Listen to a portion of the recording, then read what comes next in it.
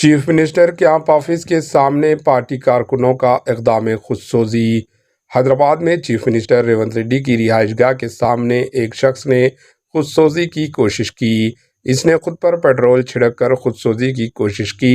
इस शख्स ने यह इंतहाई इक़दाम उस वक्त उठाया जब चीफ मिनिस्टर रेवंत रेड्डी मुलाकात का वक्त नहीं दे रहे थे। पुलिस ने फौरी हरकत में आकर इस शख्स को इंतहाई इक़दाम से रोक दिया और अपनी तहवील में ले लिया।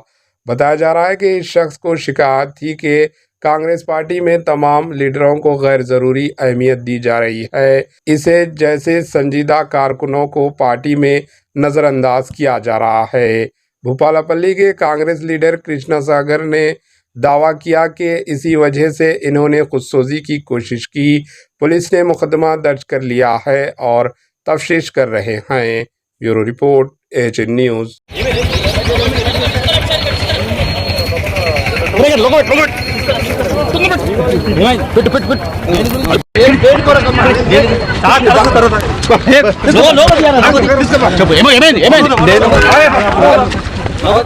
AHN न्यूज़ को लाइक करें, शेयर करें और सब्सक्राइब करना ना भूलें।